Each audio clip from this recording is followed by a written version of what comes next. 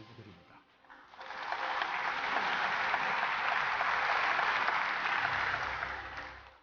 협의해 나가겠습니다. 감사합니다.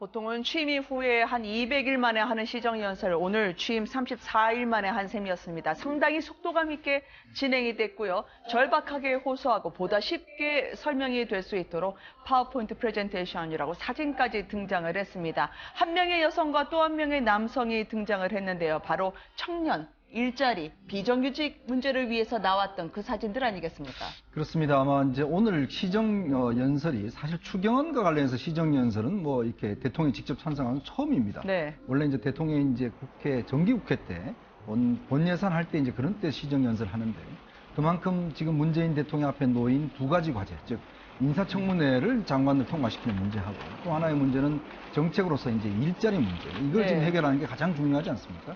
그래서 오늘 어떻게 하면 이 그 의원들한테 좀 더 효과적으로 이제 할 수 있을까 이렇게 고민을 하다 보니까 결국 이제 국민소통 수석실에서 네. 좀 PT를 만들어서 하면 좋겠다. 대통령이 연설을 하실 때 바로 옆에 화면에서 대통령 연설과 관련된 사진과 그런 문구들이 한 22장 정도 오늘 제시가 됐어요. 네. 그래서 나름대로 국회의원들한테 좀 설명을 제대로 하고 또 국회의원들한테 좀 이 감동을 주기 위한 그런 어떤 아주 특이한 PT 연설을 했습니다. 그래서 오늘 사진을 보면 문재인 대통령이 취임 이후에 쭉 방문했던 또 만났던 그다음에 이제 이런 소방관들 뭐 이런 사진들 쭉 있고 특히 네. 이제 일자리를 위해서 많이 고생하고 있는 청년들 사진들이 많이 있었습니다. 아마 그런 것들이 의원들 볼 때는 조금의 어떤 도움이 됐지 않았습니까? 네. 지금 장면을 보면요, 위원님. 여당 의원들하고 주로 악수를 합니다만 문재인 대통령이 연설이 끝난 후에는 자유한국당 정호택 대표라든지 차 간담회에 불참하셨던 분이죠. 그리고 과거에 박 전 대통령 복심이라 불렸던 이정현 의원까지 찾아가서 악수를 하는 장면을 저희가 찾아볼 수 있었습니다. 직접 야당에게 찾아가서 인사하는 문 대통령, 과연 인사까지 영향을 미칠 수 있는 오늘 협치의 한 장면이라고 평가를 하시는지요? 글쎄요. 지금 뭐 청문회 이후에 공직자 인선과 관련해서 교착 상태에 빠져 있으니까 네. 오늘 문재인 대통령이 국회에 찾아간 거는 상당히 전국에 지금 분수령이 되고 있는 가운데 뭔가 돌파구 기대를 했지 않았어요? 네. 사실 시정연설이라는 게 국회법 84조 1항에 있는 정부가 예산안을 제출을 하면 그에 대해서 대통령이 와서 직접 배경을 설명하도록 하는 거거든요. 네. 사실 우리 대통령제에서 갖고 있는 이 국회와 대통령 간에 어찌 보면은 불필요한 권위주의 이 산물입니다. 네. 대통령이 국회에 와서 연설 자주 하면 할수록 좋은 거죠. 그러나 과거의 대통령들은 어떤 명분이나 정말 꼭 가야만 정치적인 효과가 클 때만 갔었고 네. 또 그걸 제대로 이행하지 않은 대통령도 있었고요. 그러니까 정기국회 제대로 된 예산을 하다 보니까 다른 대통령들은 취임하고 200 며칠 만에 간 경우가 있었고요. 네. 뭐 어떤 이명박 대통령도 아마 137일이라는 게 아마 추경 때문이었을지 모르겠습니다. 대개 2월에 취임을 하고 예산안이 제출되는 게 그로부터 몇 개월이 지난 다음이니까. 그러나 지금은 이제 일자리 만들기 위한 추경이라고 내세워서 11조 네. 2천억 원을 국회에 지금 처리해달라고 요청을 해놨으니까 네. 그것 때문에 연설을 했는데 그러나 더 중요한 건 지금 청문회 이후에 교착 상태에 빠져 있는 이 정국이잖아요. 그래서 오늘 정우택 대표 그리고 이정인 전 의원에게 찾아가서 인사를 한 게 의미가 있을 수 있는데 네. 문제는 대통령이 그 이전에 가졌던 차 간담회, 차를 마시면서 했던 간담회에 정우택 지금 자유한국당 원내대표가 아예 참석을 안 해버렸지 않습니까? 네. 예, 그런 점에서 글쎄요, 이게 돌파구가 마련이 됐는지는 좀 더 얘기를 해봐야 될 것 같습니다. 네. 화면에서 봤던 것처럼 지난해 10월, 벌써 7개월 전이네요. 당시에 박 전 대통령이 연설했을 때 피켓팅이 있었었는데 오늘은 자유한국당이 인사참사 사과하라라는 취지로 자신이 손피켓을 만들어서 앞에 PC 포니터 앞에 내놨습니다. 네, 지금 국회 정무위에서의 속보가 들어왔는데요. 결국 김상조 후보자에 대한 청문 보고서 채택이 무산이 됐다는 소식입니다. 자유한국당 오늘 긴급의원총회를 가졌는데요. 결국 앞으로 이런 식으로 피켓팅 시위하는 것처럼 이번 후보자들 만만치 않은 일정을 예고를 하고 있습니다. 근데 불과 한 1, 2년 전 얘기하고 그 네. 장면하고 지금 장면하고 이렇게 비교를 해보면요. 이게 우리도 이런 걸 당해봤으니까 되갚아주겠다 이런 느낌까지도 사실 봤거든요, 저는. 네. 근데 이게 어떤 결이 좀 다르다고 느끼는 거는 이번 같은 경우에는 인사 참사다, 인사 실패다 이렇게 표현은 하는데 물론 이제 보기에 따라서 자유한국당 의원들이 그렇게 생각할 여지도 있다고는 생각하지만 그렇다 하더라도 이 추경 문제로 국회 시정연설을 하고 있는 대통령 앞에서 저렇게까지 피켓 시위까지 할 정도의 지금 어떤 참사가 벌어지고 있는가? 네. 이거에 대해서는 국민 상당수가 저는 동의하지 못할 거라고 생각해요. 물론 정치적 행위를 하는 것이기 때문에 정치적 행위를 하는 사람들의 어떤 의사 판단에 따라서 이루어지는 것이다 이렇게 볼 수는 있겠지만 네. 그렇다 하더라도 이렇게 극한의 어떤 대립이 이루어지는 것처럼 이렇게까지 상황을 몰고 갈 필요까지는 없지 않을까. 네. 아직까지 앞으로 싸워야 할 일들이 너무너무 많은데 벌써부터 만약에 이렇게 하면은 앞으로 그러면 진짜 싸워야 될 때는 어떻게 해야 되는 것인가. 그러면 국회 밖으로 뛰쳐나가가지고 우리는 아무것도 안 하고 아무것도 안 만나야지 되는 것인가. 이런 어떤 단계에 관한 문제, 전략 전술에 관한 문제를 고민하지 않을 수가 없을 것 같은데요. 네. 그래서 저는 오늘 자유한국당 의원들이 저렇게까지 한 것에 대해서는 어떤 정도의 차이 측면에서는 조금 좀 이해하기 어려운 측면도 있다고 생각합니다. 네. 박근혜 전 대통령 국회 연설 때는 기립박수를 치고 대통령님 저 여기 있어요라고 한번 손을 흔들었던 의원도 있었었는데 오늘 친박 의원들을 보면 상당히 대조적으로 침묵을 유지를 했습니다. 예, 근데 과거에 박근혜 대통령이 이제 시정 연설을 할 때는 친박하고 비박하고 그 기류가 좀 상당히 달랐거든요. 친박 의원들은 막 이렇게 앞장서서 박수를 유도하고 했었는데 또 비박계에서는 그냥 묵묵히 쳐다보면서 그냥 손뼉만 치고 다소 시큰둥한 반응을 보였단 말이에요. 그다음에 네. 시장 연설이 끝나고 나서도 왜 박근혜 대통령 스타일이 이렇게 좀 인사에 관해서 호불호가 명확하지 않습니까? 그렇죠. 그래서 김성태 의원 같은 비박계에 대해서는 그냥 형식적으로 인사만 하고 윤상현 의원이라든지 김희정 의원들한테는 이렇게 가서 살갑게 인사도 하고 했는데 또 윤상현 의원 같은 경우에는 평소에 누나라고 부른다고 또 알려져 있는 인물이잖아요. 당시 기립했던 분은 한 분 더 있었네요. 당시 더불어민주당 의원이었던 문 대통령 말이죠. 근데 대통령이 시정 연설을 하면은 여당이건 야당이건 그렇게 기립을 네. 하는 거는 당연한 예의라고 보고요. 박근혜 대통령이 시정 연설을 할 때 일부 야당 의원들이 당시에 안 일어난 적도 있었어요. 기립을 안 한 적도 있었는데 나중에는 이제 결국 다 일어났고 그거는 기본적인 예의라고 보고요. 그리고 오늘 문재인 대통령한테 특이한 점은 이제 여당 의원들한테만 가서 악수를 하신 게 아니라 나경원 의원이라든지 이정현 의원한테도 가서 이렇게 악수를 청했어요. 네. 그럼 우리 협치로 가보자, 좀 잘해보자 이런 메시지인 것 같아서 참 보기 좋게 봤습니다. 네. 일단 이제 지금 오늘 윤상현 의원 같은 경우는 오늘 같으면 형님 저 여기 있어요 이런 이야기 했으면 좋았을 것 같은데 네. 우리도 이제 국회에 좀 이제 하나의 좀 전례를 좀 세워야 될 것 같습니다. 사실은 네. 이게 서로 여야가 바뀌었다고 해서 서로 완전히 입장도 바뀌고 행태도 바뀌고 물론 옛날에 당신들이 했기 때문에 우리도 대갚아준다 이런 측면도 있겠지만 사실 이제는 여야가 좀 바뀌었지 않습니까? 네. 그러면 이제는 어떤 대통령이 국회에 자주 오는 건 굉장히 좋습니다. 그럼 대통령이 자주 오도록 사실은 국회가 해야죠. 그런 문제 같은 경우는 사실은 국회가 적극적으로 대통령을 자주 방문하고 또 대통령이 오면 그 여야가 좀 예의를 갖춰서 하는 것들은 좀 전통을 하는 게 필요할 것 같아요. 미국의 네. 오바마 대통령이나 트럼프도 마찬가지지만 미국 대통령들이 상하원을 방문할 때는 여야가 없지 않습니까? 네. 다들 그래도 박수 쳐주고 지킬 예의들은 지키는데 우리도 좀 이제 그런 전통을 세워서 사실 이제 대통령 꼭 저렇게 야당은 피켓시를 해야 되고 또 예를 들어서 박수만 꼭 여당만 쳐야 되고 이러한 모습들은 이제는 좀 끝날 때가 되지 않았냐는 게 제 생각입니다. 피켓 시위가 사실 지금 국민들에게 저걸 보여주기 위해서 했는지 아니면 네. 문재인 대통령이 보라고 했는지 사실 이게 중요할 것 같아요.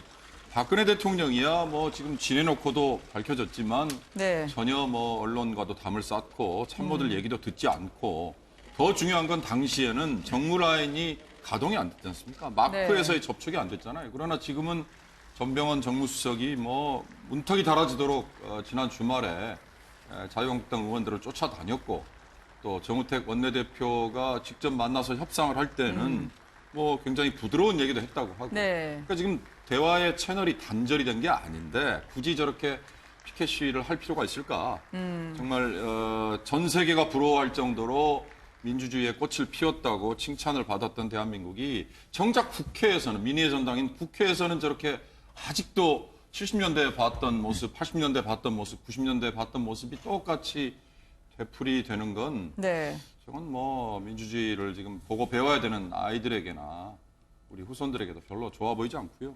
작년 12월에 보면 당시에 문재인 후보를 겨냥해서 탄핵 후에 요즘 상황을 보면 절반 정도 대통령이 됐다고 생각하시는 것 같다라고 이정현 의원이 상당히 비판에 앞장섰던 분 아닙니까? 오늘 악수를 하는 오랜만에 봤던 이정현 의원 두 분의 마음속에는 어떤 게 있었을까요? 근데 뭐 문재인 대통령도 오래간만에 봤고 국민도 아마 이정현 전 대표를 오래간만에 보지 않았나 싶은 생각이 네. 들어요. 왜냐하면 그동안에 언론에 거의 모습을 비추지 않았기 때문에 사실 이정현 전 대표가 어떻게 생활하는지 별로 알려지지 않았고 본인도 이렇게 알리고 싶어 했던 것 같지는 않은데요. 오늘 이제 다시 야당 쪽으로 가가지고 일부러 저는 이제 그 시정연설 끝나고 난 다음에 어떻게 퇴장할 것인지 이게 궁금해가지고 계속 생방송을 지켜보고 있었거든요. 네. 근데 나갈 때 곧바로 이제 국회 본회의장 문을 이렇게 열고 나간 게 아니라 야당 쪽으로 상당히 이렇게 안쪽 깊숙이 이렇게 들어가서 야당 의원들하고 다 일일이 인사하면서 이제 이정현 전 대표를 만났는데요. 그러니까 이정현 전 대표 입장에서 물론 뭐 당시 상황으로 보면은 뭐 박근혜 전 대통령이 이제 탄핵 소추안이 가결된 상황이었기 때문에 문재인 뭐 당시 이제 대선 후보가 되겠죠. 유력한 대선 후보가 나름대로 어떤 정치력을 발휘하는 모습들이 그렇게 편하게 보인 측면은 아니었을 거라고 생각은 하는데 네. 오늘 만나서 그런 거에 앙금까지 갖고 뭐 인사했을 거라고 생각하지는 않습니다. 그러게요. 박근혜 전 대통령이 과거에는 누님 저 여기 있어요라고 좌파 계보 의원들한테 환호를 받는 반면에 문재인 대통령은 국민들, 어르신, 할머니분들께 오빠라는 얘기를 듣네요. 글쎄 오늘 이제 아마 끝나고 나가시면서 네. 그 국회를 방문했던 분들한테 이제 이게 소리를 쳤는데 특히 이제 저는 참 재밌는 게 할머니들께서 오빠라고 이제 네. 하셨어요. 아마 그렇게 뭐 나이 차이가 많이 나시는 것 같지는 않은데 네. 아마 이제 문 대통령이 이제 뭐 이렇게 행보하는 데마다 사실은 이제 많은 국민들이 또 이렇게 박수도 쳐주고 또 오늘 같은 경우도 이제 지금 뭐 직접 차문을 내려서 이제 손도 흔들어 주시고 또 이제 청와대 앞에 가서도 사실은 이제 좀 깜짝 행보를 많이 하시거든요. 네. 보면 이제 청와대 앞에서 있는 의장대들하고도 뭐 악수도 하기도 하고. 네. 또 이제 일반 또 민원인들, 피켓이를 하는 거. 지금 요즘 청와대 앞에 가보면 피켓이 하는 분들이 굉장히 많습니다. 네. 이게 이제 워낙 그 청와대 앞까지 분수대까지 지금 피켓시를 허락을 했기 때문에 하루에 뭐 3, 40분들이 와서 피켓시를 하고 있거든요. 네. 근데 거기를 불쑥 내려서 그분들하고 또 악수를 하신 거예요.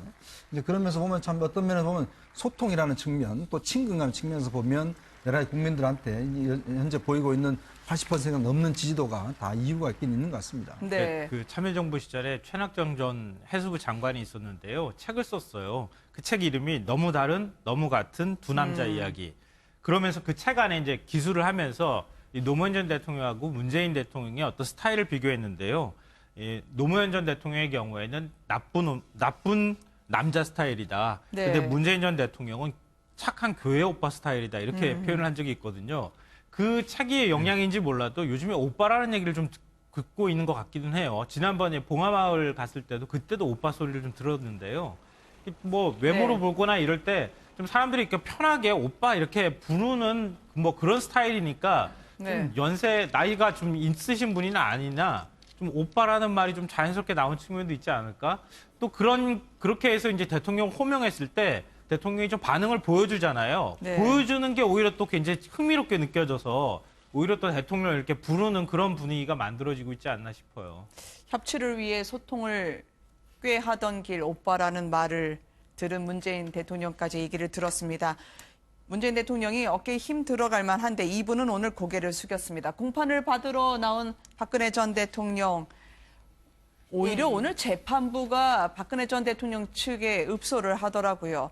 증인 신문을 워낙 많이 잡으니까 이렇게 되면 10월까지 과연 끝날 수 있을지 모르겠다. 좀 대충 했으면 좋겠다라고 얘기를 하던데 최순실 씨 측은 의외로 적극 협조하겠습니다라고 하는데 박근혜 전 대통령 측은 아니 이 정도는 계속 가야 된다라고 하니까 이거 혹시 시간 끌기 아니냐라고 하는 근데 시간 끊기라고 의심 섞인 시선도 있거든요. 네, 근데 시간 끌기라고만 비판을 할 수 없는 거는 최순실 씨 같은 거는 이제 11월에 구속돼 가지고는 직권남용, 뭐 삼성 뇌물 이렇게 순차적으로 재판이 진행돼 왔는데 네. 박근혜 대통령이 이렇게 마치 무슨 패키지처럼 한꺼번에 이제 기소가 돼 가지고는 이제 그거를 다 해야 되는데 최순실 씨 재판에서 이미 이렇게 재판 절차가 진행이 됐던 부분은 네. 이제 공판 조서에 남아가지고 그 부분에 대해서는 어떤 방어권을 보장받지 못한 측면이 있어요. 네. 그래가지고 여기에 대해서 피고인으로서의 방어권을 주장하는 차원에서 이렇게 증인 신문을 다 하겠다는 건데, 근데 이게 좀 정도가 심한데 증인 한 명당 최대 6시간까지 신문을 하겠다는 거거든요. 네. 그래서 오늘 재판부가 조정을 했다고 합니다. 최순실 씨하고 이렇게 중복되는 부분에 대해서는 양측 변호인끼리 협의를 해가지고는 조절을 해보시오 이렇게 얘기를 했다고 하는데 네. 이 부분을 좀 받아들여서 뭔가 이렇게 재판을 신속하게 하려는 건 재판부의 움직임에 좀 따라줘야지 계속 이렇게 피고인의 방어권만 주장하면서 재판을 늘리기를 한다고 해서 박근혜 대통령한테 별 유리한 점이 있을 것 같지도 않고 네. 이거에 대해서는 뭐 어떤 법리적인 관점에서 좀 이렇게 유리한 방향을 좀 생각을 좀 잘 해봐야 될 것 같습니다. 재판이 진행되면서 박근혜 전 대통령 측과 최순실 씨 측이 서로 각자 도생하는 느낌입니다. 오히려 증인 순서도 그렇고요. 이 증인 협의할 수 있는 신문 내용과 관련해서도 시간도 지금 서로 손발이 맞지 않고 있다고요. 예, 그렇습니다. 뭐 최순실 씨는 먼저 재판을 시작하는 입장이고 박 전 대통령은 이제 나중에 시작하는 입장이니까 네. 뭐 예를 들면 최순실 씨 측이 그동안의 재판을 받고 조서를 만들고 이렇게 해왔던 게 박 전 대통령 측에서는 또 필요한 것들이 있거든요. 서류가. 네. 그걸 최순실 씨 측에다가 요구를 하면 우리 이제 변론 어떤 계획이나 이런 것들 나름대로 전략이 노출될 수 있다 이러면서 주지 않고 있다 뭐 이런 얘기도 나오고요.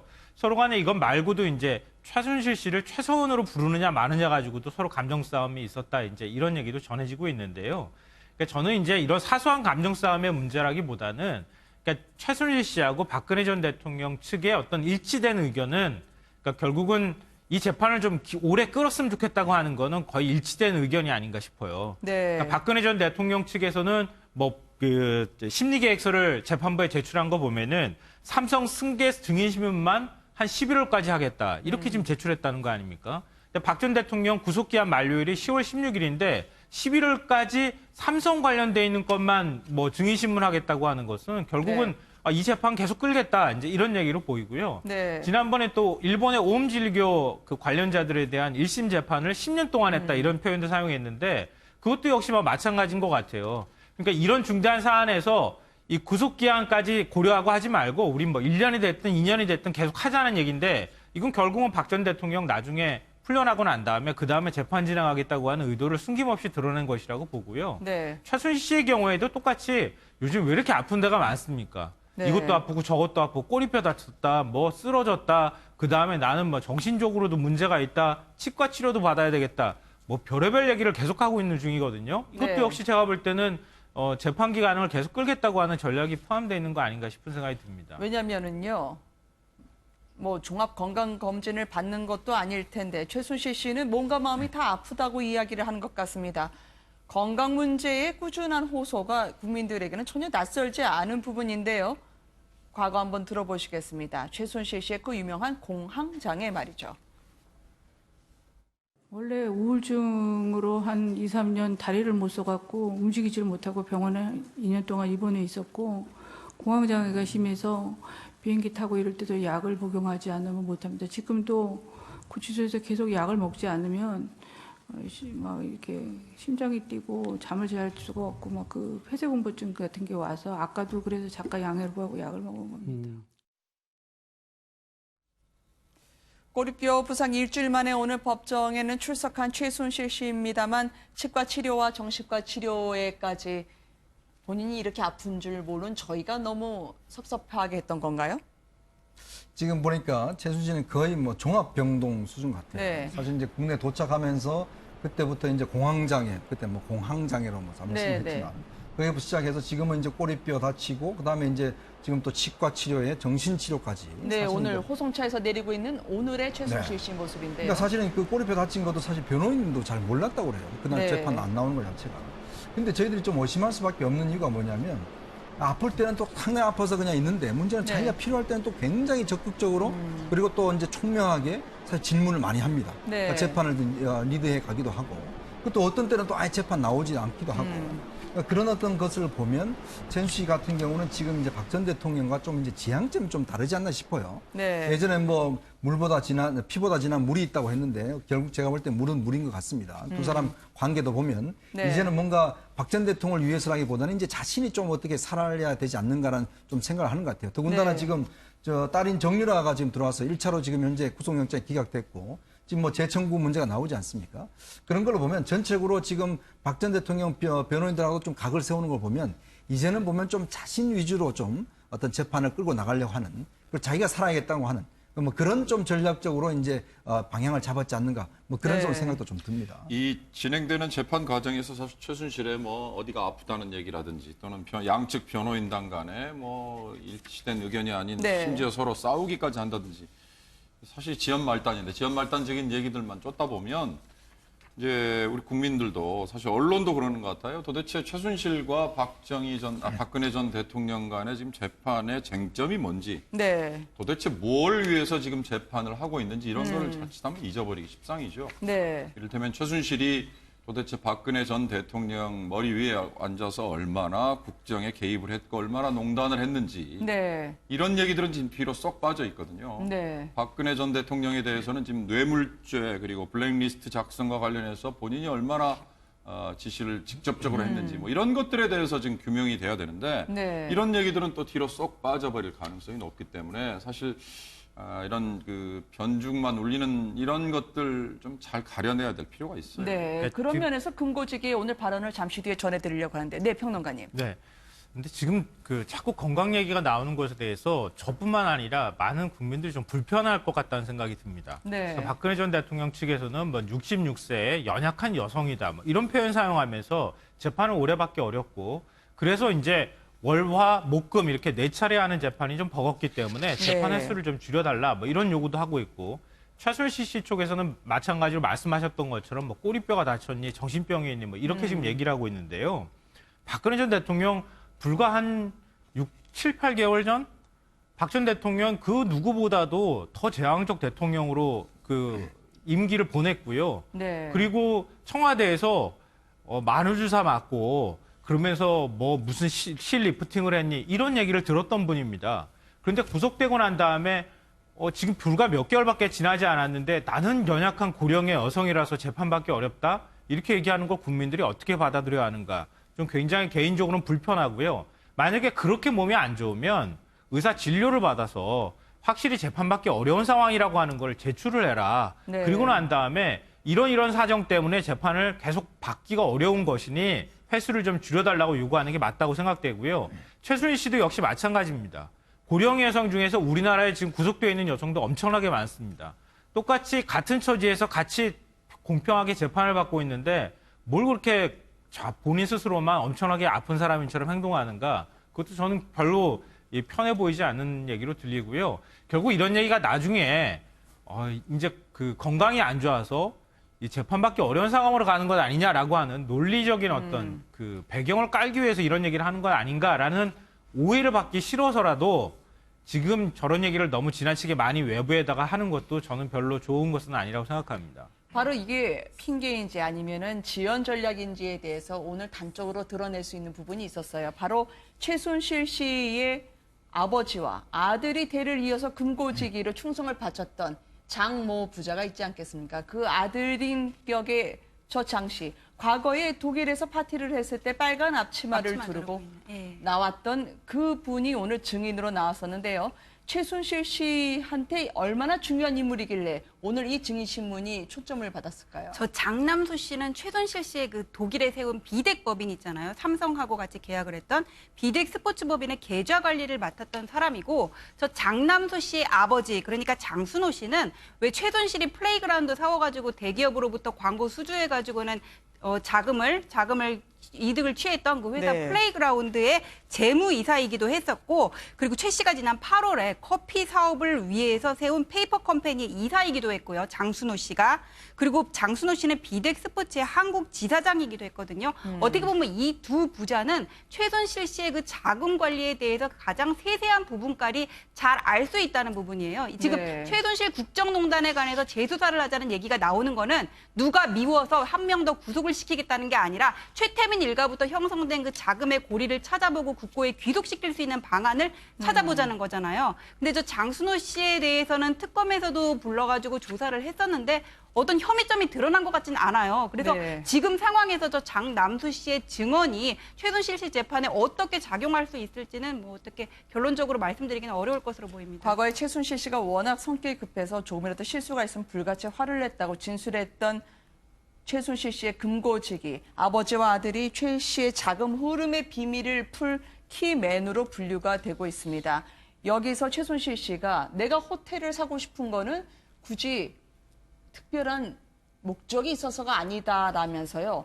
능수능란하게 신문을 하더라고요. 그러니까 오늘 지금 신문 과정에서 보면 특별한 어떤 새로운 사실은 뭐 드러난 것 같지는 않는데 네. 이 문제는 이제 이 장순호 씨라는 분, 장남수 씨죠. 장남수 씨라는 분이 사실은 독일 검찰에서 조사를 받았습니다. 네. 왜냐하면 지금 독일 검찰도 최순실의 그 돈과 관련된 그 뭐 돈 세탁 문제라든지 등등에 대해서 지금 독일 검찰이 따로 지금 수사를 벌이고 있거든요. 네. 그러니까 독일 내에서의 은닉 재산이 얼마인지 아직 뭐 독일 검찰이 지금 정확한 내용을 지금 공개를 하지 않았지만 독일에서 지금 조사를 받았기 때문에 사실 그분과 관련된 좀 키를 풀어줄 수 있는 그런 어떤 증인이고. 근데 일단 오늘 뭐 증언에서는 최순실가 직접 예. 질문하기도 했어요. 근데 뭐 본인은 사실 박 전 대통령을 잘 모르고 뭐 예를 들어서 이 삼성과의 관계를 뭐 들어본 적이 없다. 뭐 이런 쪽으로 이제 얘기하긴 했는데 문제는 아까 변호사님 말씀해 주셨지만은 실제로 앞으로 이제 최순실의 과연 은닉 재산과 해외 도피 재산이 얼마나 있을 것인가. 네. 이게 지금 굉장히 관심이지 않습니까? 사진을 보면은 조력자들이 꽤 있긴 그렇죠. 하네요. 바로 이제 젊은 데이비드 분들이요. 윤과 네. 그다음에 지금 이제 오늘 등장했던 그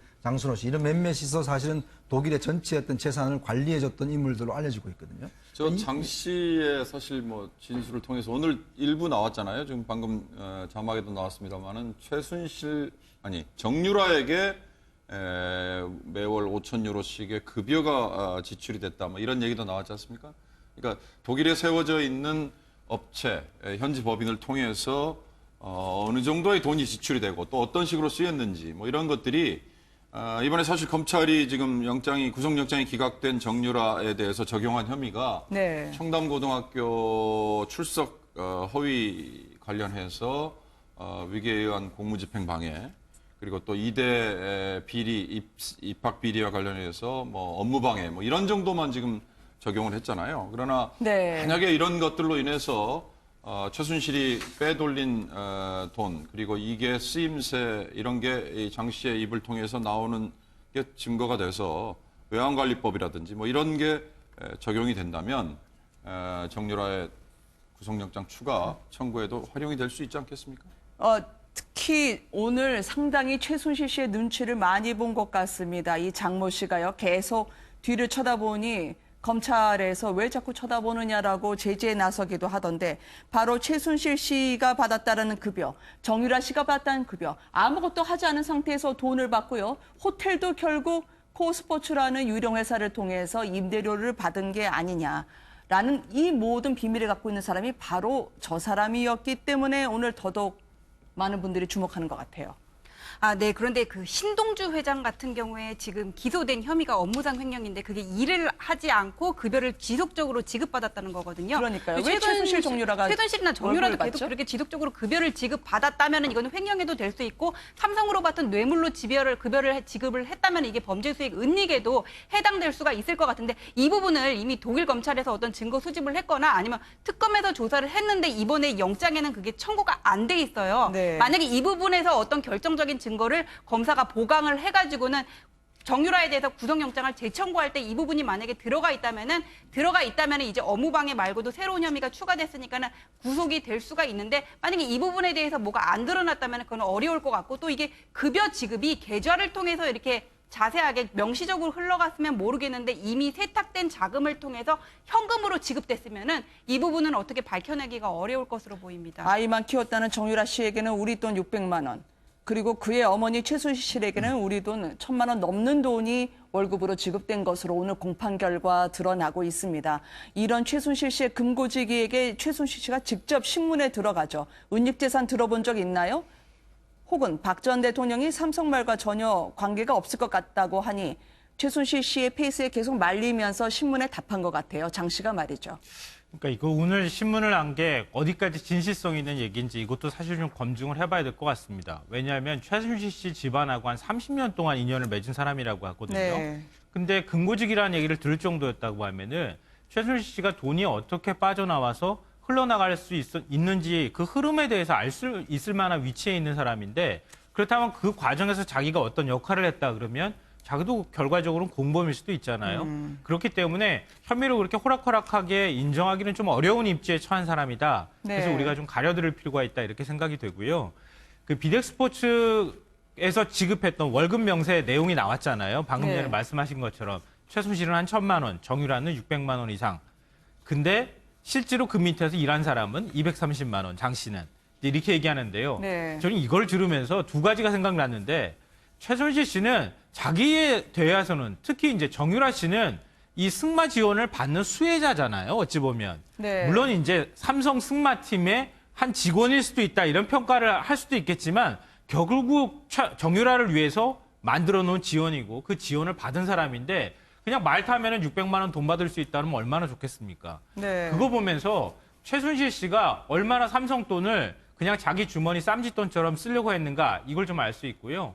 또 하나는 최순실 씨의 주변에 있는 사람들이 왜 최순실을 다 배신했는가 네. 그걸 다 알 수 있게 해주는 장면인 것 같아요. 노승일 씨는 뭐 돈도 제대로 못 받아가지고 독일에서 제대로 먹지도 못하고 그러고 지내다가 거기에 이제 뭔가 한을 품고 와가지고 그리고 증거 모아가지고 지금 공개를 했다 이런 얘기가 나오는데 자기들은 이렇게 돈 들어오면은 1,000만 원씩 막 600만 원씩 받아가고 직원들은 한 200만 원도 안 주고 이게 과연 맞는 건가? 이런 최순실 씨의 어떤 인격적인 측면이나 이런 것들이 이번에 또 다시 한번 확인이 되는 것 같고요. 마지막 네. 한 가지만 짧게 말씀드리면 이게 지금 그 근거지기를 통해서 우리가 이제 얘기를 들을 수밖에 없는 상황이긴 하지만 네.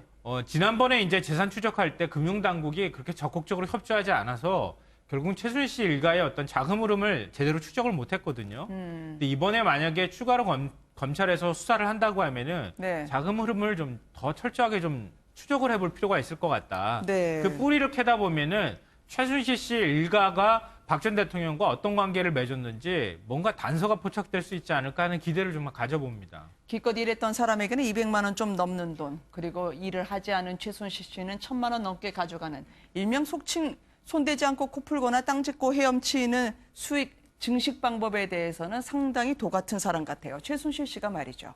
글쎄요. 저건 이제 주변 사람들에 대한 관리 방식 또 이 이제 삼성으로부터 어찌 보면은 지금 정말 손대지 않고 코 푸는 식으로 가져다 쓴 돈이잖아요. 그러니까 이제 이런 돈에 대해서 자기들이 그냥 함부로 이제 어찌 보면은 분탕질을 한 건데 이런 것조차도 지금 제대로 환수가 우선 되는 문제. 네. 물론 뭐 삼성 측이 이걸 뭐 강요에 의해서 강탈을 당했다 그런 진술을 한다거나 또는 이걸 뇌물을 줬다거나 이거에 따라서 달라지긴 하지만 일반 국민들이 보기에는 이건 뭐 불법적으로 갈취한 돈이고 또 그걸 저렇게 흥청망청 쓴 거기 때문에 사실 분노 치밀 수 있는 그런 네. 건데 이런 것들이 뭐 장모 씨의 이런 진술이라든지 방금 우리 김성환 평론가 하신 얘기 중에 저는 금융당국의 협조 문제를 얘기를 하셨는데요. 이런 것들이 만약에 미진했다면 이번에 제대로 좀 추가 수사가 이루어져서 지금 누차 말씀드리지만 외국환거래법 위반이라든지 또는 은닉재산 관련한 규제법 위반이라든지 이런 것들을 좀 명확하게 네. 더 추가해야 된다 이렇게 봅니다.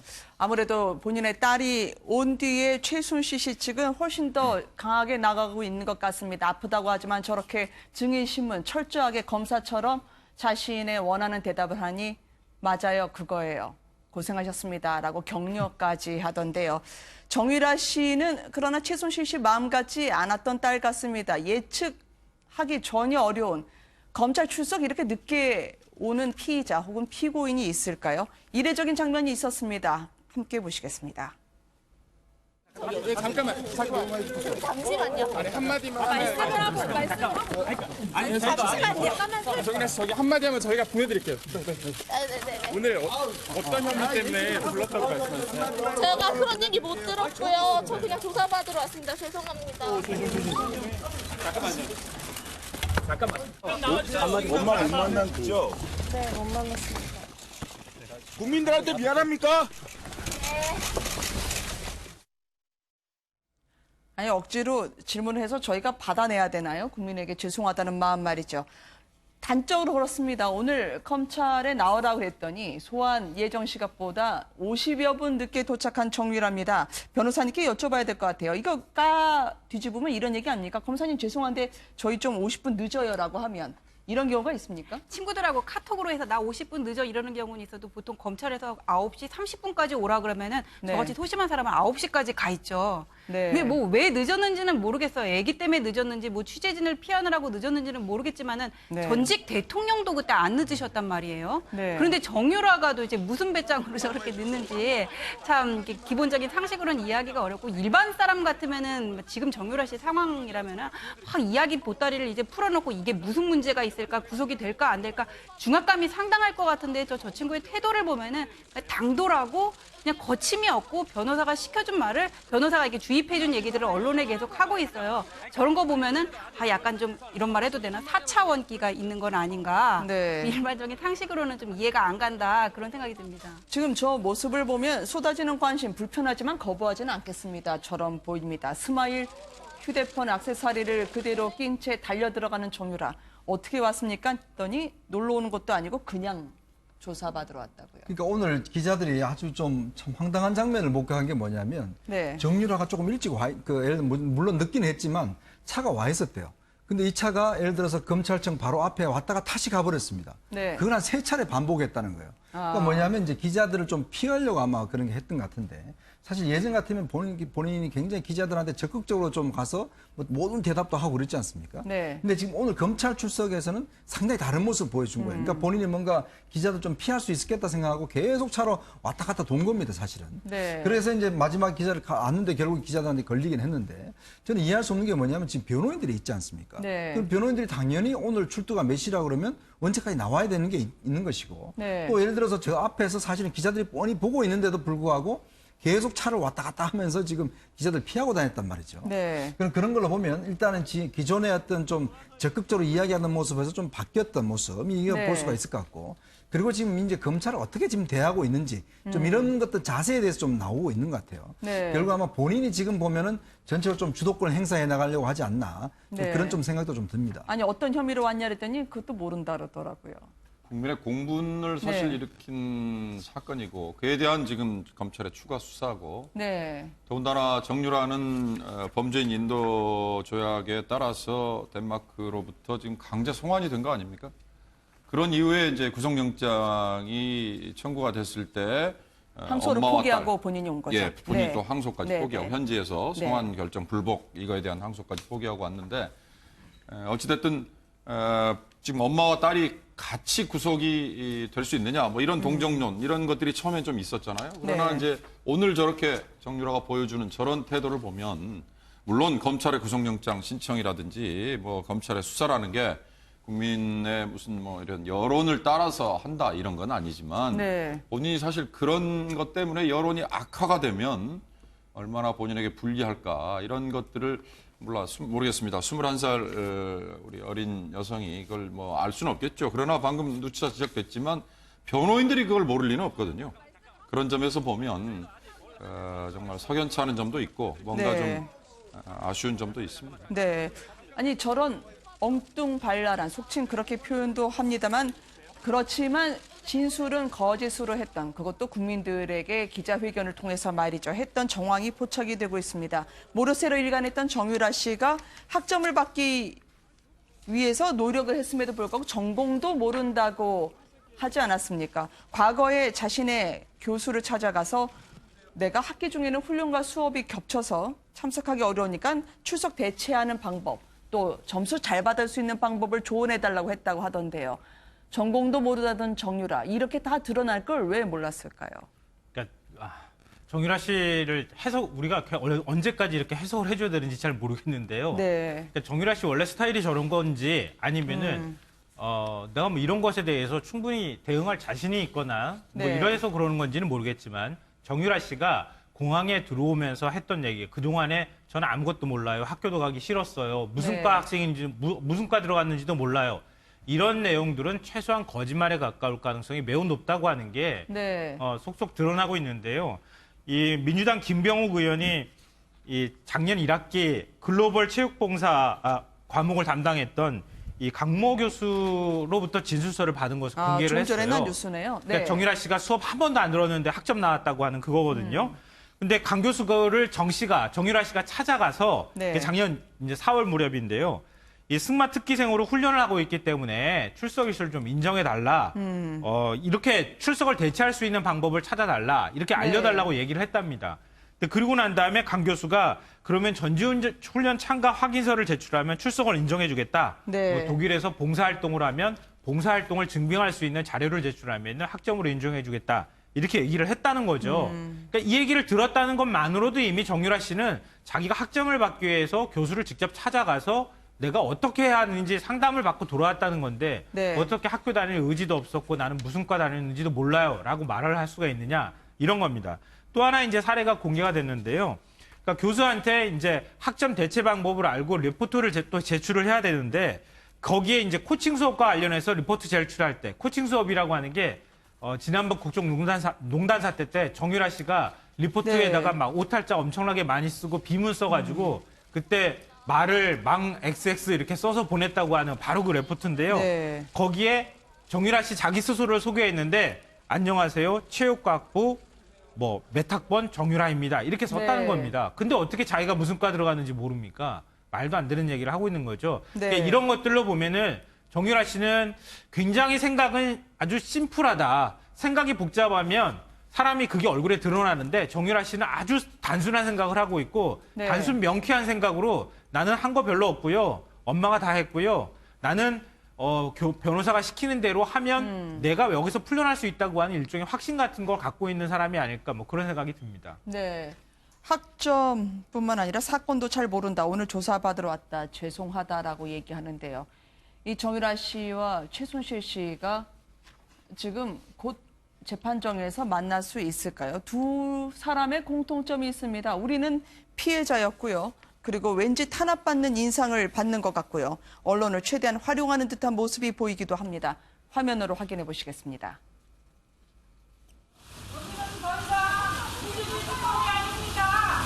씨 여전히 강한 표사 갖고 있다 생각하십니까? 최순실 씨 여전히 강한 표사 특검이 아닙니다. 그것은 너무 억울해요. 우리 애들까지 다 어리손자까지 그렇게 하는 거는. 엄마를 못 만났죠? 네, 못 만났습니다. 교정당국에서 뭐라고 그랬습니까? 지금 법률상 어머니 만날 수 없다고 그냥 그렇게 말씀하셨습니다. 엄마 만나고 싶어서 오셨던 건가요? 네, 그럼. 사이가 안 좋다 그랬는데 지금은 좀 괜찮아진 겁니까? 네, 당연히 저희 어머니도 갇혀 계시니까 제가 딸로서 와야 된다고 생각했어요. 언제쯤 다시 접견오실 건가요? 어떻습니까? 두 모녀의 언론 활용법일까요? 언론 노출할 때 보면은요, 피해자라는 걸 부각한 다음에 바로 변호사가 이야기를 하는데 특히 정유라 씨 같은 경우에도요. 어떤 이미지를 보여주고자 함일까요? 저는 정유라 씨가 아이를 그 독일에서 그렇게 빨리 덴마크에서 그렇게 빨리 데리고 올지 몰랐거든요. 네. 근데 그 보모가 이렇게 안고 막 이렇게 아기 얼굴을 숨기려고 그러고 카메라를 들이댈 때 그거를 본 많은 어머니들이 뭐를 느꼈냐면 아우 애가 무슨 죄가 있다고 저렇게까지 하냐 이런 안타까운 심정이었거든요. 네. 그런데 또 정유라 씨가 엄마를 만나러 몇 달 만에 엄마를 만나러 갔는데 접견을 했는데 또 금지당했다는 말이에요. 저는 지금 둘이 정유라 씨하고 최순실 씨하고 뭔가 공범 혐의를 받고 있으면은 저런 경우에 구치소에서는 그 교도소장의 재량으로 접견을 허용을 안 해주거든요. 네. 변호사가 그거를 모를 리가 없는데 접견을 가라 그랬단 말이에요. 이거는 지금 언론을 뭔가 정유라 씨한테 유리하게 몰고 가려는 그런 계획된 전략이 아닐까 그런 생각이 드는데 네. 이런 전략이 뭐 정유라 씨 앞으로 처벌 여부에는 영향을 미칠 수가 없겠죠. 근데 지금 이제 정유라를 우리가 오랫동안 상대를 안 해봤기 때문에 네. 사실 겉으로 보이는 모습으로서는 보면 좀 철없는 20대 초반의 학생 이런 걸 보이는데. 네. 근데 문제는 이제 정유라를 오랫동안 경험해본 노승일 부장이라든지 다른 사람의 증언을 들어보면 정반대의 증언을 하고 있습니다. 이게 네. 뭐냐면 결국 최순실의 머리 꼭대기에서 놀고 있다는 이야기를 하거든요. 그 얘기 뭐냐 하면 굉장히 어떤 일 자체를 할 때 그냥 저렇게 어리버리하지 않다는 것이죠. 네. 굉장히 모습 보면 정말 최순실의 머리 위에서 계획적이고 조직적으로 일을 한다는 것이거든요. 근데 지금 자세히 보시면 정말 그 공항에 들어올 때 보면 그 모습 기억나지 않습니까? 저는 학교 다니기 싫었어요. 저는 무슨 학과 다니는지도 몰라요. 뭐 네. 교수도 몰라요. 뭐 이렇게 이야기를 했지 않습니까? 근데 엄마랑 지금 대통령 관계도 몰라요. 지금 뭐 나타나는 증거를 보면 자기 학번까지도 다 알고 무슨 과도 알고 교수한테까지 다 보내고 했단 말이거든요. 네. 그러니까 지금 그런 상황을 보면 저는 자칫 이제 검찰에서 아마 이런 좀 정신을 차려야 될 것 같은데 네. 정유라의 어떤 저런 모습, 예를 들어서 뭐 저는 어머니가 모든 걸 다 했고 아무것도 몰라요 이런 모습만을 볼 게 아니라 정말 그 속에서 정유라가 숨기고 있는 부분들 저는 그런 부분들을 정말 수사기법상에 잘 봐야 될 것 같아요. 지금 보면 네. 여러 가지 증언 자체와 이 기록들 보면 정말 정유라의 지금 보는 모습과 어긋나는 것들이 너무나 많거든요. 네. 그러니까 좀 정유라의 실체를 좀 정확히 파악해야 될 것이다. 이렇게 네. 좀 생각이 듭니다. 왜 엄마를 못 만나게 하느냐. 구치소장의 월권이다 얘기했던 이경재 변호인이었습니다만 앞으로 재판에 나가는 딸 막지 말라라고 하는 사전 포석이 아닐까라는 생각이 들어요. 결국은 엄마의 만남을 재판정에서까지 이어가고자 하고 앞으로의 행보 가로막지 말라라는 시사점일까요? 근데 저는 뭐 저는 개인적으로 구속영장을 다시 청구할 가능성이 높다고 생각을 하는데요. 네. 왜냐하면 윤석열 지검장이 이 국정농단 사태 그 추가 수사의 어떤 메시지도 받고 있는 거 아니겠습니까? 근데 그것도 어떻게 보면 수사라고 할 만한 게 지금 정유라 씨를 데리고 와가지고 네. 정유라 씨 혐의를 입증하는 문제였는데 결국 그걸 실패를 했어요, 지금. 구속영장이 기각되지 않았습니까? 어떤 방식으로든 추가 수사를 해서 지금 구속영장을 다시 청구하는 방법에 대해서 굉장히 고민하고 있지 않을까 싶은데요. 네. 그런 면에서 사실은 검찰이 물론 이제 데려와서 체포영장을 발부한 상황이니까 48시간 이내에 구속영장을 청구할 수밖에 없는 상황이었다는 것은 알겠지만 그러면 사전에 충분히 구속영장이 발부가 될 수 있는 뭔가 증거를 좀 더 많이 확보하는 노력을 했었어야 하는데 첫 번째 구속영장이 기각되니까 정유라 씨 입장에서 생각을 해볼 때 뭐 난 모른다고만 해도 구속영장이 발부가 안 되는 정도가 될 수 있구나라고 하는 착각을 불러일으키게 해줬다는 생각도 들어요. 네. 너무 해맑고 너무 철이 없는 것 같은 저런 모습들을 그러니까 실제 내면은 모르지만 보일 수 있는 것은 어쩌면은 첫 검찰 조사를 받을 때 그때 정유라 씨의 길을 확실하게 꺾지 못한 검찰의 책임도 저는 있다고 생각이 되고요. 네. 만약에 오늘 들어가서 이제 다시 검찰 조사를 받게 된다면은 정유라 씨가 그동안에 갖고 있던 논리 이런 것들을 검찰이 좀 깰 만한 뭔가 그런 것들이 좀 필요하지 않을까.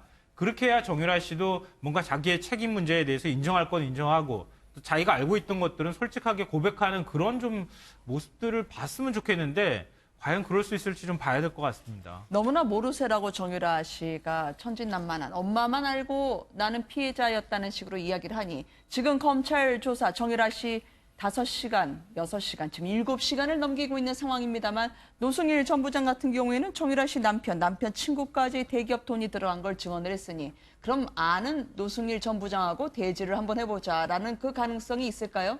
뭐 대질 안 할 것 같은데요, 근데 제 생각은. 네. 신주평 씨라든지 뭐 마필 관리사, 보모 이런 사람들이 조사를 받았다고 하지만은 이 사람들이 과연 그 내막을 어디까지 알까 싶고 그리고 최순실 씨가 꽤 이런 부분에서 치밀했던 것 같은데 이런 부분을 그렇게 오픈을 안 했을 것 같아요, 주위 제3자들한테. 그리고 네. 노승일은 최순실 씨 밑에서 일을 했는데도 노승일 씨의 증언만 가지고는 어떤 자금 흐름이라든지 어떤 청탁이라든지 대가성이 오고 간 내역 같은 게 지금 안 드러나고 있잖아요.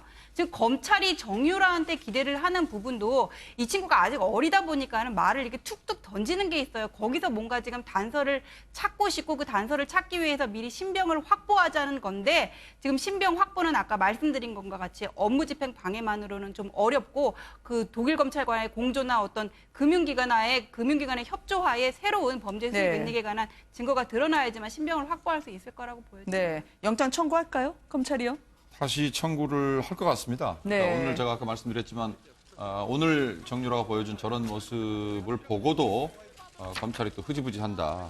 굉장히 부담될 거예요. 네. 그리고 아까 잠깐 말씀드렸지만 청담고등학교 뭐 출석 문제라든지 이화여대 입학비리라든지 이런 것만 가지고 정유라를 단죄를 하겠다고 달라드는 것 자체가 처음에 첫 1차 구속영장 청구가 기각됐을 때 박범계 의원이 슬쩍 약간 비판적인 얘기 했지 않습니까? 네. 검찰이 정말 충분히 준비를 했는지 의심스럽다 뭐 이런 식의 얘기를 했는데 네. 그런 오해를 받지 않으려면 지금 정유라가 어떤 혐의, 어떤 문제점을 좀 안고 있는지에 대해서 국민이 납득을 할 수 있게 그렇게 수사를 충분하게 했다라고 보여줘야 되지 않겠습니까? 네. 정유라 씨의 속보는 나오는 대로 또 전해드리도록 하겠습니다. 7시간을 넘어서고 있는 정유라 씨에 대한 검찰 수사 소식 전해드렸습니다. 보통은 공격을 하려고 하면 공격이 최상의 수비라고 얘기도 하고 그렇지 않습니까? 자유한국당은 지금 초공격, 무조건 공격입니다. 지난주부터요, 오늘까지 원내대표, 국회의장 만날만 하면 모조리 불참을 했는데 오늘도 마찬가지였습니다. 박지원 전 대표, 국민의당 전 대표는 박수도 칠 때도 있고 그물도 칠 때도 있어야 된다 하던데 쌍끌이 어선으로 그물망으로 나서고 있는 자유한국당 한번 보시죠.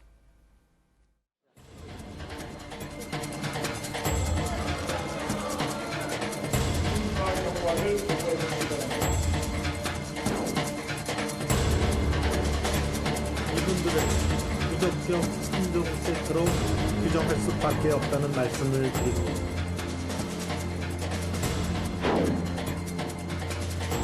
그 일방통행식 국정에 균열이 서기는 어렵다는 점을 말씀드립니다.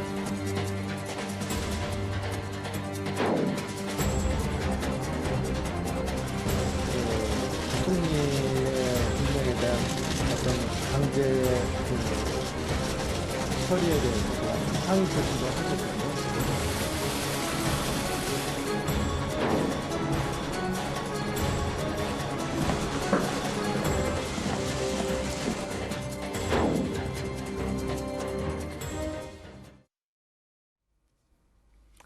오늘 물론 많이 보셨습니다만 이낙연 국무총리 후보자 때는요, 아예 10위 후에 퇴장을 하고요. 그리고 퇴장한 이후에 상임위원장 오찬도 불참을 하고 부적격 3종 세트 빨리 다른 카드를 고르시다라고 여유 있게 제안을 했던 자유한국당이었습니다. 보이콧이 결국은 김상조 공정거래위원장 후보자까지 갔네요. 청문보고서 채택하지 않겠다고 조금 전에 속보로 전해드렸습니다만 이런 보이콧이 언제까지 갈까요?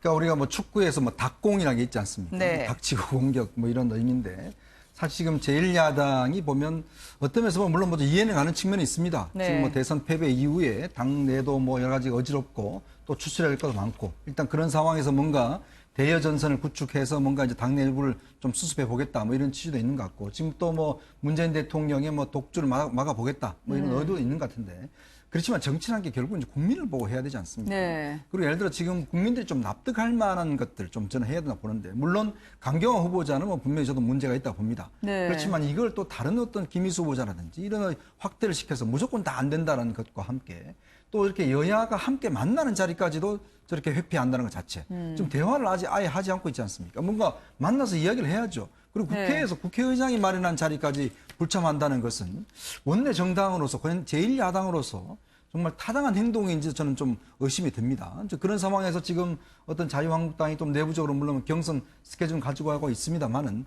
그렇지만 이렇게 국민들의 어떤 지지도가 낮게 나오는 이유 그리고 또 제1야당이 그래도 민생을 좀 살펴야 하는 그런 상황인데 아무 그런 민생도 살피지 않고 지금 저렇게 반대만 하고 있는 상황 과연 우리 국민들이 얼마나 저런 야당의 모습들을 박수를 쳐줄 수 있을지 상당히 저는 의문이 드는 대목입니다. 네. 정치는 연습 게임이 아니잖아요. 네. 정치는 바로 본 게임입니다. 바로 월드컵 나가가지고 바로 순위 결정전에 들어가는 본 게임하고 똑같은 거예요. 자유한국당 야성을 찾기 위해서 지금 연습 게임하는 것 같이 그렇게 정치하면 저는 안 된다고 봐요. 물론 국민의당도 여러 비판의 소진이 있다고 생각되는데요. 네. 지금 자유한국당이 얘기하는 것처럼 지금 인사청문 후보자들이 그렇게 완전히 자격이 없어서 정말 야권이 정말 보이콧을 완전히 해가지고 대통령도 안 만나고 아무하고도 네. 우리 안 만날 거야라고 말할 만한 사안인지 저는 의심이 들어요. 하나만 여쭤보려고요. 지금 나간 화면이 바로 문 대통령의 시정연설 이후에 정우택 원내대표 주재로 긴급 의총이 열리고 있는 상황입니다. 결국 저 자리에서 김상조 공정거래위원장 후보자 아마 청문보고서 채택하지 말자라고 결론을 내린 것 같아요. 이렇게 되면 문재인 대통령 입장에서는 김상조 후보자 그대로 강행하기 위해서는 어쨌든 국회의 협의 결과와 관계없이 강공으로 비춰질 수밖에 없는 그런 상황을 유도를 한 걸까요? 네, 저는 뭐 그 인사를 후퇴시키거나 아니면은 철회할 가능성이 거의 없다. 오히려 자유한국당이 그렇게 만들어주고 있다 이렇게 생각이 드는데요. 왜냐하면 오늘 시정연설에서 문재인 대통령이 저는 PPT하고 이런 모습들을 보면서 네. 이거는 야당을 보라고 하는 PPT가 아니라 국민을 보라고 하는 PPT인가 보다 이렇게 생각했어요. 네. 왜냐 생방송으로 그게 다 중계가 되고 있다는 것을 알았을 거거든요. 그러니까 이런 시정연설에서 정말 그 시정연설의 본래 목적에 맞게 그 각각이 세부적인 어떤 예산안까지 아주 상세하게 다 설명을 하는 대통령의 모습은 저는 처음 본 것 같거든요. 네. 근데 그런 이제 대통령의 태도도 태도지만 오히려 그걸 국민들한테 좀 더 알려서 여론을 통해서 야당한테 이렇게 좀 압박을 넣어주십시오라고 하는 그 속뜻도 거기 포함되어 있다. 저는 그렇게 생각이 되는데요. 네. 그러니까 자유한국당이 저런 식으로 만약에 극한 투쟁으로 우린 가겠다고 해서 가버리면 결국 대통령으로서 선택할 수 있는 방법은 국민들한테 직접 호소해서 국민 여론이 자유한국당을 압박하는 방법밖에 없거든요. 저는 요즘에 자유한국당 모습을 보면서 작년에 이제 국감 때 정유라 씨 이화여대 특혜 입학 문제가 나왔을 때 그때 자유한국당 그 당시에 새누리당이 어떻게 대처했는가가 자꾸 생각나는데요. 네. 그때 막 단식 농성하면서 조그만 꼬투리가 있으면은 막 그냥 그대로 국회 보이콧해버리고 그랬는데 결국 나중에 가서 얻은 거 하나도 없이 그냥 다시 들어갈 수밖에 없었던 상황이었잖아요. 네. 너무 이렇게 퇴로도 뚫어놓지 않고 오로지 한 길로만 그냥 직선으로 가버리면 나중에 가면 자유한국당이 오히려 궁지에 빠질 수도 있습니다. 네. 좀 유연할 때는 유연해야 할 필요가 있습니다. 술래잡기도 아니고요. 오늘 자유한국당이 원내대표 회동에 나오지 않으니까 우원식 민주당 원내대표, 주호영 바른정당 원내대표까지 달래고 쫓아가서 함께 하자라고 설득하는 해프닝이 벌어졌다고 합니다. 자, 이 상황에서 이제 긴급 의원총회까지 김상조 공정거래위원장 후보자까지 이제 안 해주겠다라고 하면 문재인 대통령이 강행할까요? 김상조 위원장 말이죠. 예, 김상조 위원장뿐만 아니라 전 강경화 외교부 장관까지도 문재인 네. 대통령은 강행할 뜻을 갖고 있는 걸로 읽힙니다. 사실 뭐 지금 인준 표결 대상이 아니기 때문에 국회 청문 요청을 하고 20일이 지나면 대통령이 그냥 임명 강행할 수 있어요. 네. 박근혜 전 대통령 시절에도 그랬던 전례가 있고 노무현 전 대통령 시절에도 그랬던 전례가 있습니다. 다만 그 이후에 벌어질 전국의 냉각 상태를 어떻게 감당하느냐 이제 이건데 전 뭐 다른 말씀 이거 하나 꼭 드리고 싶은데 오늘 이낙연 총리 뭐 임명 강행 때문에 국회의장이 부르는 자리에도 정우택 원내대표가 안 갔다 이런 얘기를 했었는데요. 네. 우리가 지금 인사청문회 제도를 포함해서 고위공직자에 대한 인준을 국회에 맡기는 이유는 지금 300명, 299명의 헌법기관들이 제각각 판단을 해서 제각각 자유의지를 갖고 정말 고위공직자에 대해서 의사표시를 하라는 뜻일 거예요. 네. 그리고 국민 대신 그 역할을 해달라는 건데 총리나 헌재소장 또는 뭐 감사원장 등 인준 표결 대상인 경우에조차도 당론으로 투표 방향을 정해서 아예 불참하거나 또는 그냥 떼지어서 반대를 하거나 이거는 사실 국회의원 스스로가 자기들의 네. 헌법기관으로서의 존재 가치를 부정하는 겁니다. 그러니까 전 뭐 표결 대상이 아니라도 인준조차도 네. 보고서 채택을 당론으로 하는 이런 후진적인 모습에서는 좀 벗어나서 이제 인사 관련해서는 국회의원 개개인이 헌법기관임을 좀 자부심을 갖고 자유의사, 자유투표 이렇게 네. 좀 선진화 방향으로 좀 가기를 주문합니다. 정우택 원내대표가 참석하지 않은 사이에 다른 당들은 추경도 심사를 해주자. 그리고 정치도 이상 있을 수 없는 일이라 자유한국당이 반발을 했지만 우리는 그대로 간다라는 것 같습니다. 이런 자유한국당 소외전국을 예상을 했을까요? 홍준표 전 지사가 초조해하지 말고 합리적인 자세를 견지하자 하면서 한편으로는 오늘 또 한 번 치시네요. 주사파 정권이라고 현 정부에 대해서 바로 맞받고 말이죠. 그러니까 이게 참 말의 수위가 어디까지 갈지 참 그렇습니다. 네. 뭐 현 정부에 대해서 이렇게 지금 야당의 제 당권을 도전하겠다는 분이 주사파 네. 정권이다라고 이야기를 한다라면 과연 이게 앞으로 그러면 어떤 국회를 어떤 의미가 있는 것인지 또 예를 들어서 그러면 앞으로 만약에 자유한국당의 당 대표가 되시면 네. 그런 주사파 정권의 어떤 면에서 무드무늬한 대통령하고 만나실지 뭐 이런까지 솔직히 걱정되는 대목인데 좀 말이 너무 좀 심하신 것 같고 아마 네. 이제 뭐 당내 경선을 겨냥해서 지금 하신 말씀으로 이해는 되지만 그러나 좀 이제 그동안 항상 네. 제가 왔던 좀 말에도 좀 이제 품격을 가져야 되는 건 아니냐는 그런 생각을 좀 한번 하는 것 같고요. 근데 문제는 지금 그렇습니다. 일단 지금 자유한국당이 저런 상황이면 사실 이제 지금 청문회에서 지금 김상조 후보자나 강경화 후보자를 만약 강행할 경우에 임명을 네. 지금 이번 6월 국회는 그냥 추경안은 통과가 안 된다고 봐야 되거든요. 왜냐하면 지금 사실은 이제 추경안 예산안을 보면 항상 그동안 여야 합의로 통과되어 왔습니다. 또 그런 네. 전례가 있기 때문에 만약에 이번에 이제 한다라고 하면 사실은 이제 그 어떤 면에서 청와대 입장에서 보면 어느 한쪽을 포기해야 되는 그런 상황에 맞닥칠 수밖에 없는 상황인데 결국 이렇게 되면 또 손해보는 국민입니다. 지금 네. 어떤 면에서 보면 좀 경기가 회복되는 국면에 있고 또 실업률이나 여러 가지 면에 또 이제 지금 또 취업 시즌이지 않습니까? 네. 그렇다면 지금 이번에 통과돼야지만이 또 하반기에 어쩌면 이제 뭐 정부에서 물론 문제는 있겠지만 또 어떤 면에 취업을 준비하는 많은 또 젊은이들이 있는 거 아니겠습니까? 그러면서 본다라면 저는 좀 자유한국당이 좀 합리적인 좀 선택을 해야 되지 않을까 네. 좀 그런 생각이 듭니다. 어대문이라는 말이 있지 않았겠습니까? 어차피 대통령은 문재인이라고 하는 선거 때 구호 대신 자유한국당 내에서는 일부 어대홍이다. 어차피 대표는 홍준표 전 지사라는 말의 줄임말로 돌고 있다고 하던데요. 홍 전 지사가 페이스 조절을 하나요? 당초에는 영남을 쭉 돌면서 시도당 간담회를 하기로 예정했는데 돌연 일정을 연기를 했어요.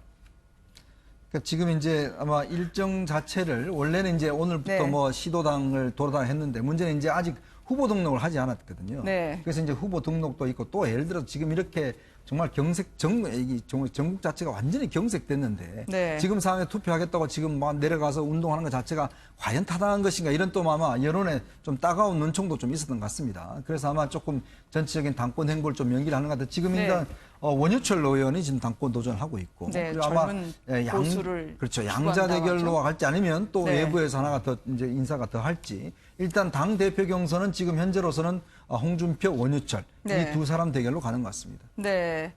본격적인 당권 행보가 미뤄진 홍준표 전 지사입니다만 본인은 여전히 나만이 싸우는 방법을 알아.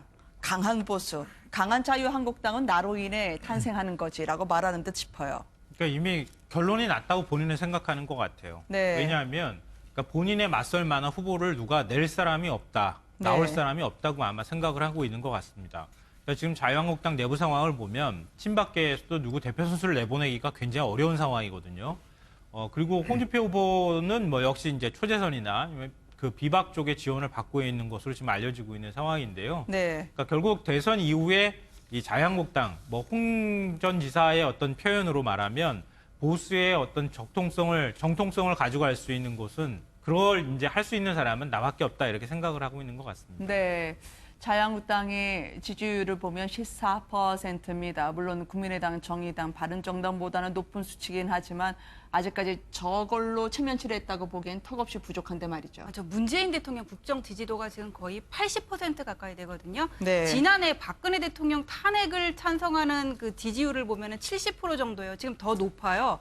보수나 중도층이 전부 지금 이 정부를 지지하고 있다는 얘기인데 지금 만약에 야당에서 김상조 후보나 강경화 후보를 그러니까 지지하지 않고 그다음에 추경 예산에 반대를 한다면은 일단 인준에는 참여를 해야 돼요. 그 국회 동의 절차는 참여를 해야 돼요. 김희수 재판관에 대해서도. 그리고 청문 보고서는 부적격 의원으로 채택을 하는 게 맞고 추경 예산에 대해서도 야당이 지금 걱정하는 거는 충분히 이해가 가요. 소득주도 성장의 경우에 세금을 재원으로 네. 해가지고 공공 일자리를 늘리는 데는 분명히 한계가 있어요. 그렇다면은 이 부분 대선 때 유승민 후보가 계속 그렇게 문재인 당시 후보를 이렇게 공격했던 부분 아닙니까? 그러면 야당이 저렇게 보이콧하고 제 목소리를 낼 게 아니라 뭐 유승민 후보나 이런 분을 주축으로 해가지고는 거기에 대해서 규제 프리존을 어떻게 할 건지 강성 노조를 어떻게 할 것이 뭔가 합리적인 절충안을 만들어가지고는 이렇게 협상을 하려고 그래야지 저렇게 계속 보이콧을 하고 이렇게 전국을 경색시키는 방향으로 가면 국민적인 지지도는 점점 떨어지게 되겠죠. 네.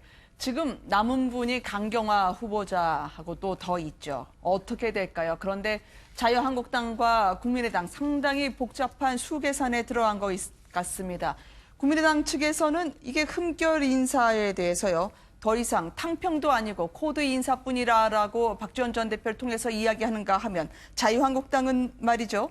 아니 지금 주민등록법 위반이라든지 음주운전, 자랑이라도 하느냐라고 하면서 상당히 만만치 않은 행보를 함께할 것임을 약속이라듯 하고 있습니다. 정우택 원내대표의 이야기를 한번 들어보시겠습니다.